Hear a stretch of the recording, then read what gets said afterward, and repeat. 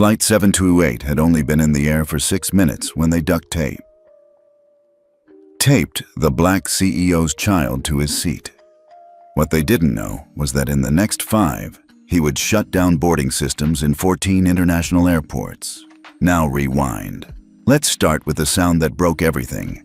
Rip. The sound sliced through the cabin like a box cutter.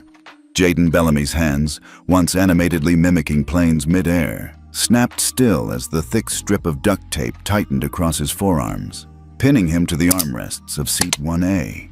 His voice caught in his throat. "Daddy?" he whispered, barely audible. Across from him, Victor Bellamy didn't shout. He didn't lunge. He simply looked up, face unreadable, as if freezing the entire moment with a stare. The man kneeling beside his son, Lance, the flight attendant, kept his eyes down, focused, mechanical, not a flicker of remorse. "He's disturbing the cabin," Lance muttered. Victor's voice was quiet. "He asked a question about your scanner." "He raised his voice," Lance replied, finishing the second loop of tape. "Protocol." Jaden blinked. His lips trembled, but he didn't cry. Not yet. A passenger across the aisle shifted uncomfortably. Another pretended to sleep. No one intervened. No one asked why a first-class child had just been restrained mid-air like a threat. Victor leaned forward slowly. He reached across the armrest and placed a calm, grounding hand on his son's. "I'm here," he whispered. "You didn't do anything wrong." Then he sat back, expression neutral, gaze forward. No anger, just something colder. From the silver band on his wrist, he tapped twice. Back in Palo Alto, deep inside Cortex Gate's command terminal, a silent protocol came to life. Seagate Omega. Execute. 5 minutes later, across 14 international airports, boarding systems powered by Cortex Gate AI began to fail, one by one. Flights halted. First-class lanes jammed. A silent war had just started in the clouds. And Victor Bellamy? He didn't blink. "If this shook you already, tell us where you're watching from, because what's coming will freeze more than just flights." The turbulence outside was nothing compared to the quiet shaking inside the systems. Exactly 5 minutes after Victor tapped his wrist, a technician in the operations center at Heathrow frowned at her screen. "Is the boarding AI down?" she muttered. Seconds later, JFK's biometric terminal froze mid-scan. In Dubai, Frankfurt, Tokyo, Cortex Gate's facial recognition interface blinked once, then went dark. At first, the staff thought it was an update, a reboot, but then it hit the control tower in Madrid. Then Sao Paulo. 14 international airports, all using Cortex Gate's boarding protocol, lost access to first-class biometric data simultaneously. Back in the air, on Flight 728, Lance the flight attendant was smiling politely now, serving wine to another passenger as if nothing had happened. Jaden hadn't moved. The tape was still tight across his arms. His tablet had fallen to the floor. Screen cracked down the middle. Victor looked down at his son's hands. Small. Still. Then his gaze drifted toward the window, watching clouds roll beneath the wings. He didn't speak. He calculated. Inside Victor's mind, numbers were already forming. $1.2 billion. The total contract value of Cortex Gate's API access across those 14 airports. The moment he triggered the Seagate Omega command, all linked systems went into read-only lockdown, which meant airlines couldn't board high-value passengers, couldn't verify credentials, couldn't explain why, and the real problem, they wouldn't know who locked them out until it was far too late. Victor's phone buzzed in his pocket. A secure message from Cortex Gate. Omega executed. Red status confirmed. Black flag protocol armed. His jaw barely moved. Only his eyes narrowed slightly. He hadn't just frozen systems. He'd armed the trap. "Daddy," Jaden whispered. "Why did he tape me?" Victor exhaled slowly, resting a hand gently on his son's shoulder. "Because some people think silence is the same as obedience," he said. Jaden blinked. So, do we stay quiet? Victor looked at him, finally smiling, but not from joy, from clarity. Not this time. You're only seeing the surface. Beneath it, the system just lost control. By the time Flight 728 touched down in Los Angeles, the media storm was already spinning. Victor hadn't said a word to reporters. But that didn't stop the headlines. Child disrupts flight, forcing emergency crew response. Unruly behavior in first class. Safety measures questioned. They used words like incident, protocol, and disruption, but never once said what really happened. They didn't mention the Duct tape. They didn't mention Jaden was 8 years old. They definitely didn't mention his father was Victor Bellamy, the man behind the very system their airlines depended on. Victor watched the news loop silently on the flat screen in his private car. Jaden was asleep beside him, finally unbound, but his wrists still showed the faint red marks. Victor's lawyer, Aisha Grant, sat across from him, flipping through a folder. "They're shaping the narrative fast," she said, "and they're using language that paints Jaden as a threat." Victor didn't respond. His fingers were already gliding across his phone, unlocking the internal log system tied to Flight 728. Camera angles, audio clips, crew activity logs. Everything was there, because Cortex Gate installed passive behavioral mapping on all AI-integrated flights. Not for spying, for pattern detection. And what the logs showed was damning. Jaden had been tagged at boarding with a containment flag before he'd said a single word. The system had predicted he might escalate, based solely on a flawed risk model. "Behavioral flagging?" Aisha said, reading over his shoulder. "They're still using that garbage?" Victor's jaw tightened. Not for long. Back at the Cortex Gate Command Center in Palo Alto, engineers were already reverse tracing the flag path. It led to a subroutine that hadn't been cleared in over 2 years. A legacy script nicknamed Echo Control. Still active, still biased, still marking young black children as noise before they ever made a sound. Victor leaned back, watching Jaden sleep. Victor leaned back, watching Jaden sleep. Innocent, tired, unaware of how close the world had come to swallowing him in silence. Victor's voice was low, almost to himself. They tried to erase what happened before it even began. Victor Bellamy wasn't just a CEO. He was the silent architect of the system thousands of flights used every single day. Cortex Gate wasn't just his company. It was his design, down to the logic tree beneath every boarding gate and crew flag. And now, it had turned on his son. In a private suite at the Bellamy compound in Palo Alto, Victor stood before a massive wall of screens. Lines of code blinked behind maps of airport networks. He wasn't angry, not in the way people expected. He was calculating. Across from him, his lead systems engineer, Mara Lynn, swallowed hard. "Victor, the subroutine that flagged Jaden, it's not even an active ops anymore. It was buried." Victor nodded. "Legacy code. Left behind from our joint testing with AeroCorps 3 years ago. That's when FAA insisted on threat ranking models for high-risk passengers." He didn't answer, because he remembered. Back then, he'd warned them that input data based on race, age, and volume of voice was dangerous. That combining biometric scans with behavior prediction would backfire. They'd ignored him, and now his son had paid the price. Mara added, "The tape?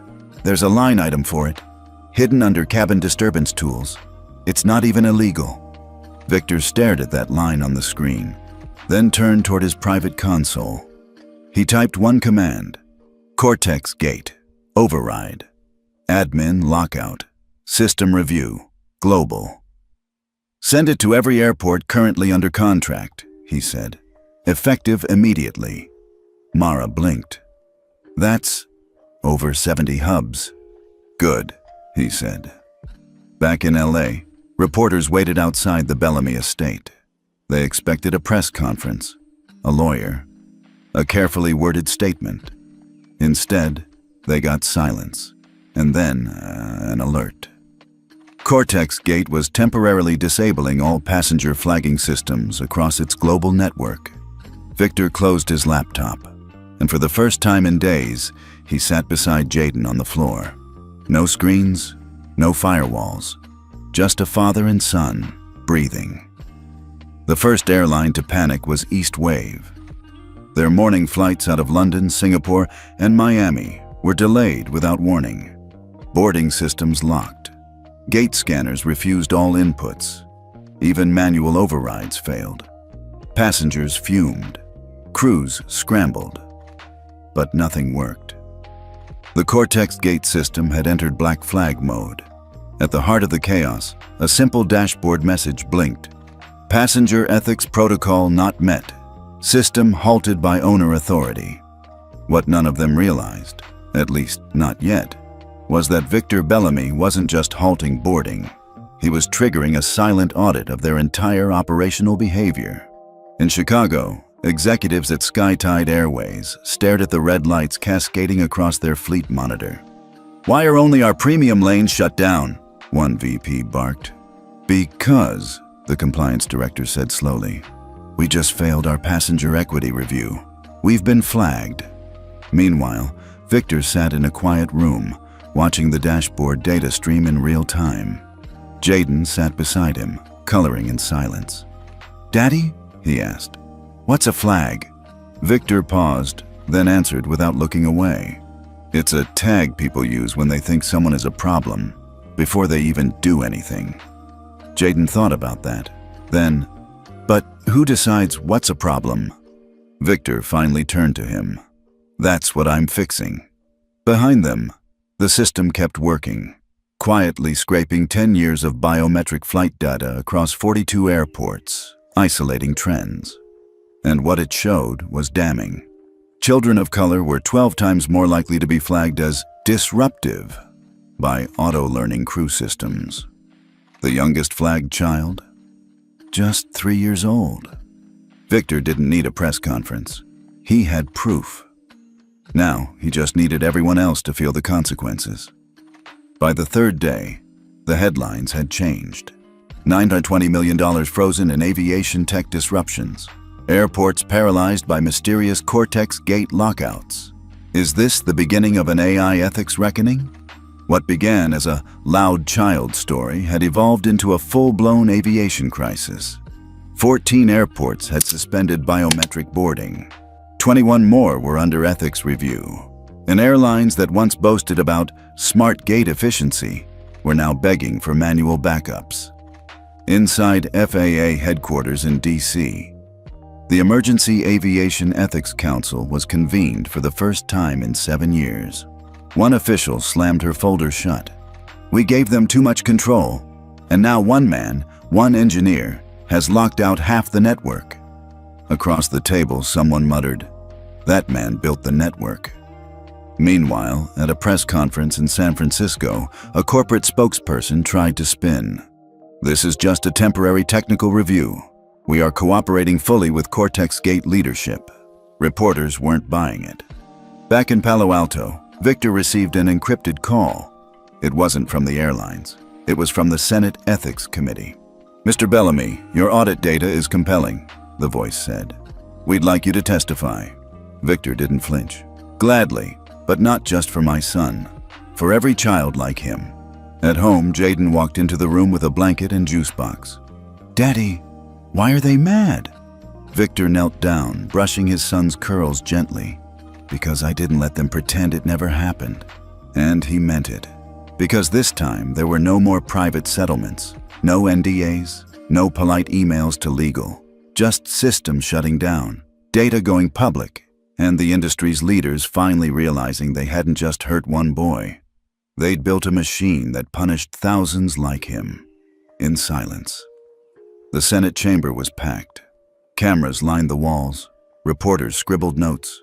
The scrolling ticker at the bottom of every screen read, "Cortex Gate founder testifies on AI discrimination in aviation." Victor Bellamy sat still. calm.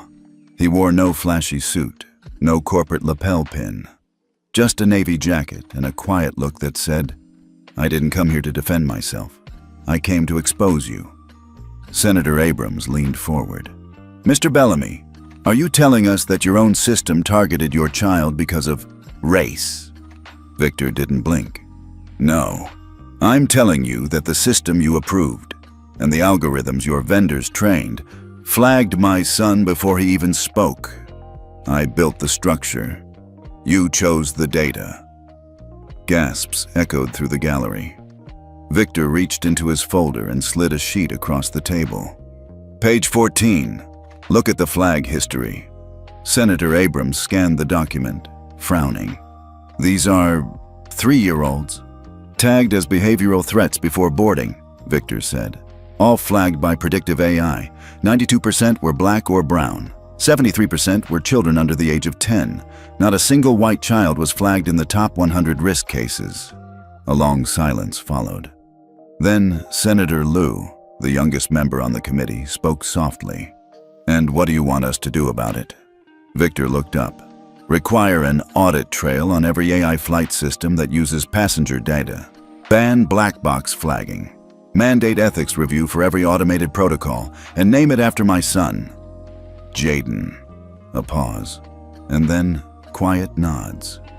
Outside the hearing room, Aisha waited with Jaden. He wore his best shirt and clutched a plush airplane in his hand. "Did Daddy win?" he asked. Aisha smiled. "He didn't come to win. He came to change the rules." 3 weeks later, the skies were quieter than usual.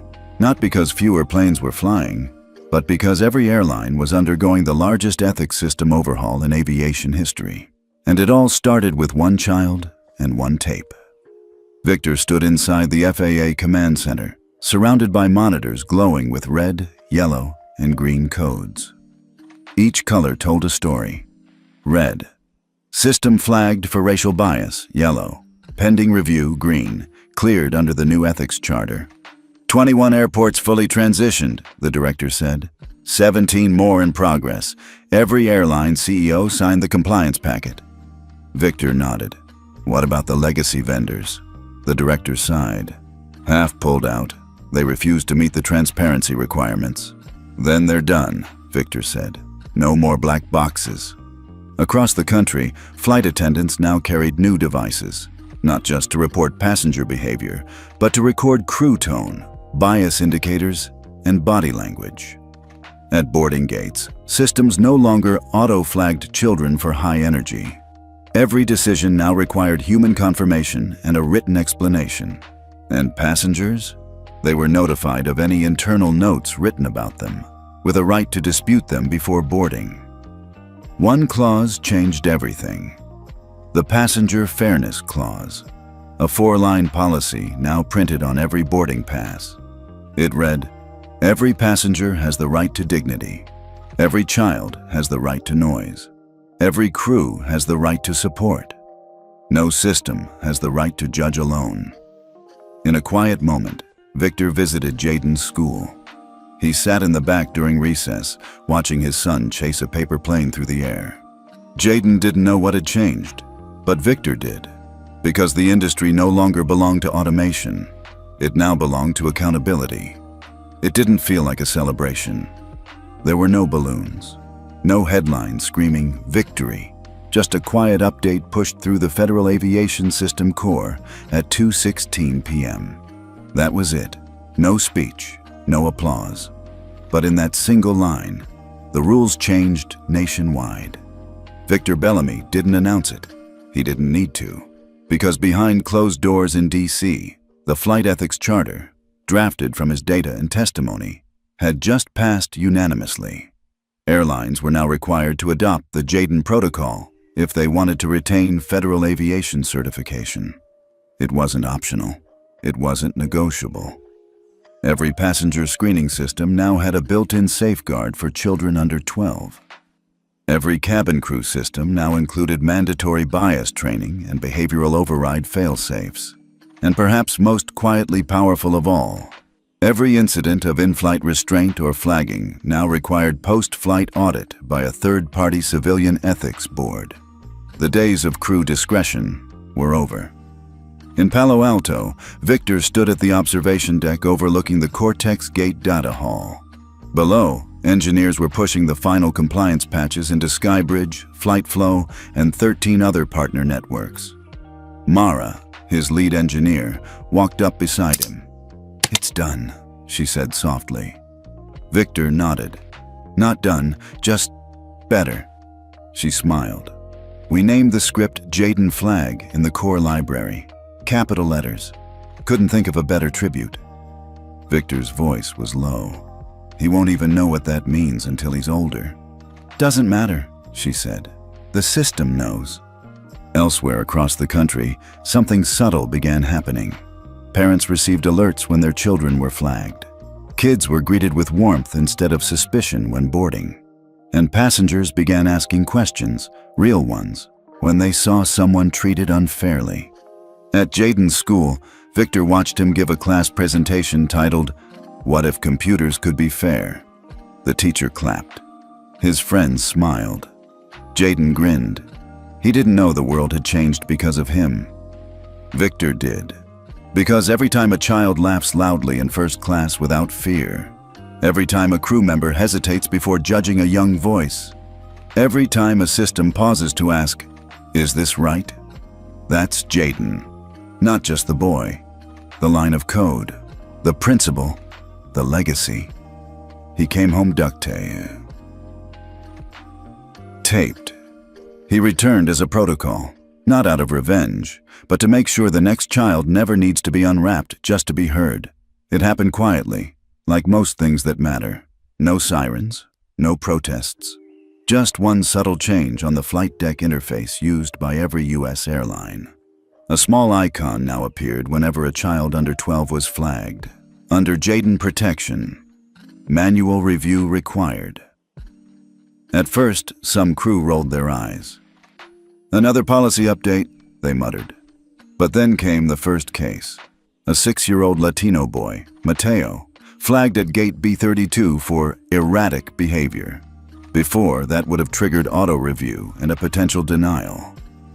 Now, the system paused. A crew member hesitated. She walked over, asked a real question.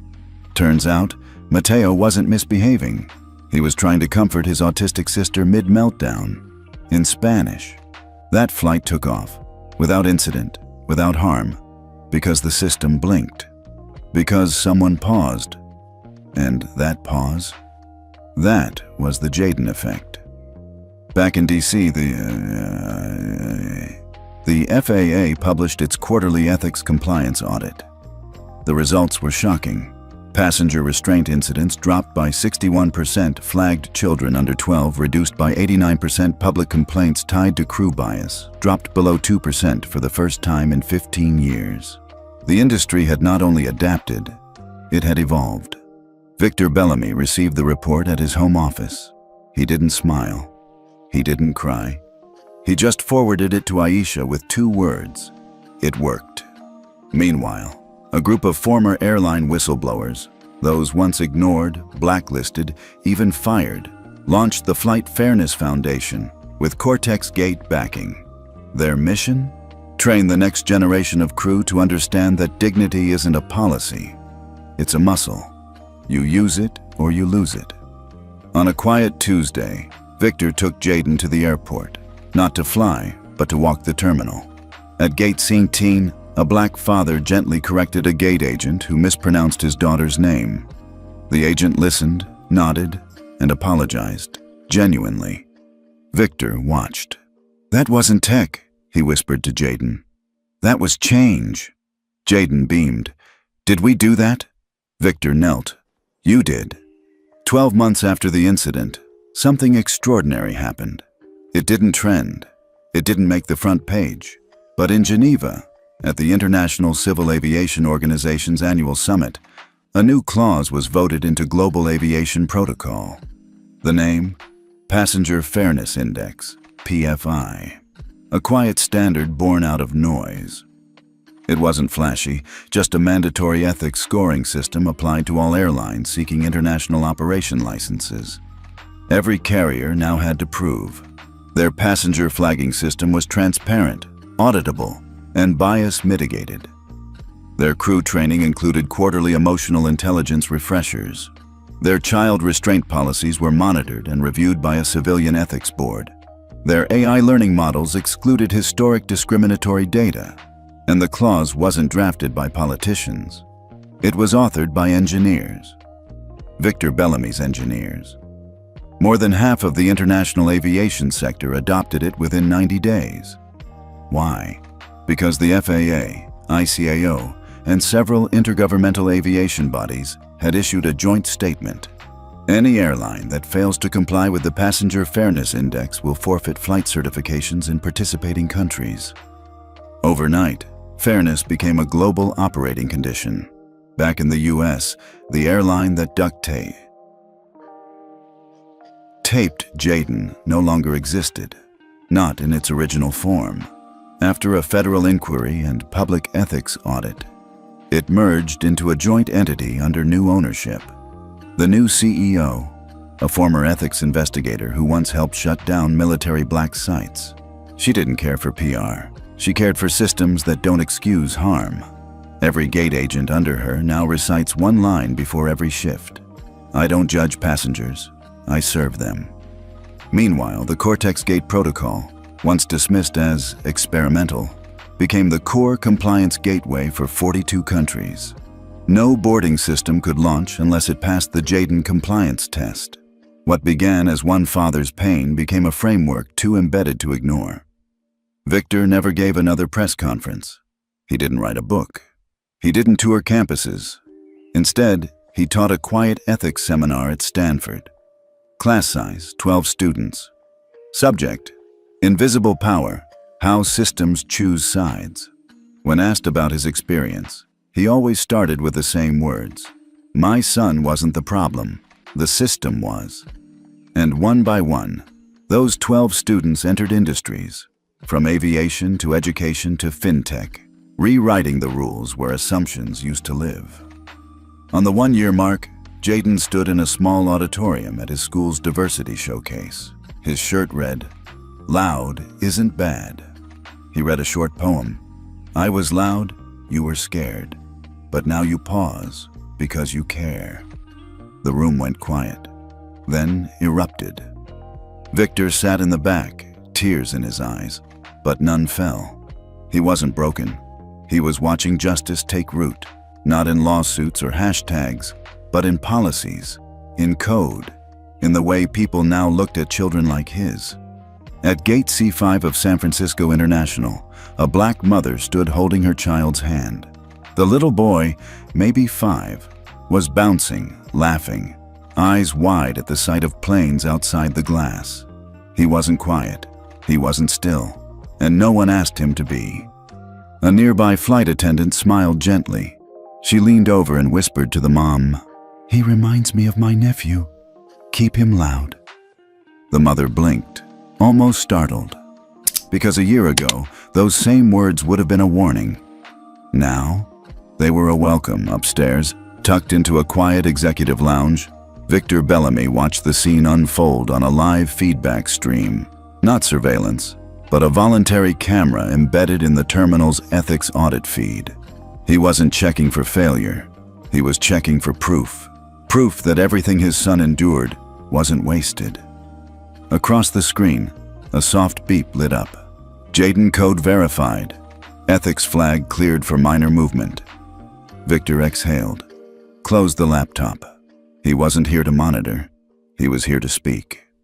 Minutes later, he walked into a private summit with the new heads of 5 major U.S. airlines. On the table, the final draft of the Passenger Rights Integrity Pact, the culmination of over 14 months of coordinated reform. Each airline had already undergone review. Each one had seen incidents drop. Each one had watched public trust rebound. But this last step, this was different. Signing the pact meant embedding the flight ethics protocol into their corporate charters. Not just policy, but identity. Victor stood at the front, No slides, no podium. "I'm not here to convince you," he began. "You've already seen the numbers. You've seen the faces of families returning to air travel without fear. But what you haven't seen is what happens when a 5-year-old grows up knowing the system didn't swallow his story. It rewrote itself around it." He paused. "You've signed compliance forms, audits, safety checks. But this isn't paperwork. This is who you become when no one's watching." The room was still. One by one, the CEOs stood and signed. When the last signature dried, Victor sat, quiet, steady. No applause, no champagne, just a small nod. The air had changed. Meanwhile, in a classroom in Oakland, Jaden was drawing with crayons. The assignment? Draw a rule you think the world should follow. Jaden didn't write a sentence. He drew a plane. A little boy sat in first class, smiling, looking out the window. Next to him, a crew member handed him a juice box, not duct tape. On the side of the plane, he wrote just 4 words in bold blue crayon. "Let us stay loud." The teacher leaned over. "What does that mean, Jaden?" He smiled. "It means you don't have to be quiet just to feel safe." The teacher nodded, then quietly wiped a tear. Weeks later, an unexpected package arrived at the Bellamy home. Inside was a leather-bound document, gold embossed. At the top, United States Department of Transportation. The enclosed letter read, "Dear Mr. Bellamy, in recognition of your efforts to reshape federal aviation ethics, we are honored to rename the National AI Passenger Compliance Standard, the Jaden Bellamy Fair Skies Act. May it serve as a legacy of accountability, protection, and belief that all children, regardless of volume or color, deserve safety without sacrifice." Signed, Secretary of Transportation, National Aviation Ethics Commission, Joint FAA Reform Task Force. Victor stared at the page for a long time. He didn't cry. He simply walked down the hall to Jaden's room, where his son lay asleep, a paper plane on the pillow. Victor kissed his forehead and whispered, "They put your name in the sky." Epilogue. At airports around the country, subtle things had changed. Announcements now included lines like, "As part of our Fair Skies commitment, we honor the dignity of every passenger." Crew manuals started with a quote from Victor's first Senate testimony. "The system didn't break. It performed as designed. That's why we had to redesign the system." And in dozens of cities, new airline recruits took a single ethics oath on day 1.